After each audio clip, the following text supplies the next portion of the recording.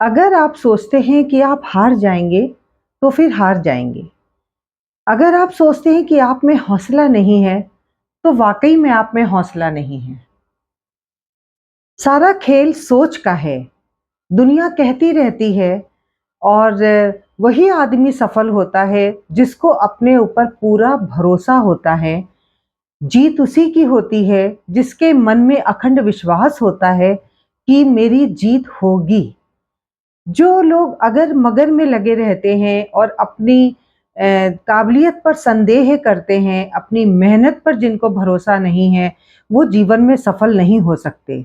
इसके विपरीत एक दृढ़ इच्छा शक्ति वाला और लगातार मेहनत में लगा रहने वाला और सबसे बढ़कर अपने ऊपर भरोसा करने वाला जो आदमी होता है, वो ज़रूर ही सफल होता है। उसको जीवन में कोई भी चुनौती आगे बढ़ने से नहीं रोक सकती। इस बात को गांठ बांध लीजिए, आजमा कर देख लीजिए।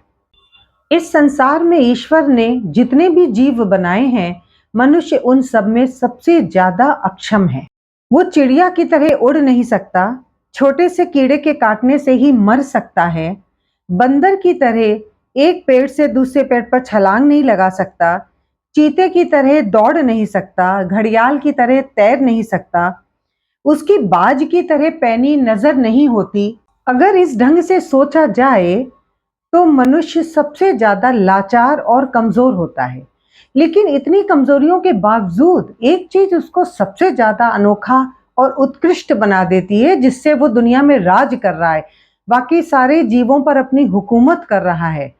वो शक्ति है सोचने की, समझने की। अगर इस शक्ति का प्रयोग सही ढंग से नहीं हुआ तो मनुष्य लाचार और बेबस ही रह जाएगा। तो जरूरत है भगवान के द्वारा प्रदत्त इस शक्ति को पहचानने की, इस सोचने की शक्ति का सही प्रयोग करके हम कहां से कहां पहुंच सकते हैं। और हम आज की बात क्यों करें, प्राचीन काल में भी, हमारे पास्ट में भी न जाने कितने लोगों ने वो कारनामे करके दिखाए हैं, जिससे ये बात सिद्ध होती है कि शारीरिक रूप से कमजोर होना मायने नहीं रखता, बल्कि बुद्धि के कौशल का प्रयोग करना और सोच समझ के आगे कदम बढ़ाने से हर मंजिल हासिल की जा सकती है।